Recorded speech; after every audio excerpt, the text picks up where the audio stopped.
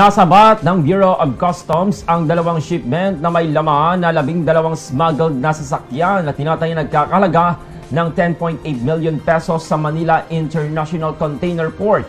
Ayon kay DOC Director Verne Enciso, dineklarang car accessories ang supplies ang naturang kargamento, ngunit na-flag dahil sa impormasyon mula sa intelligence.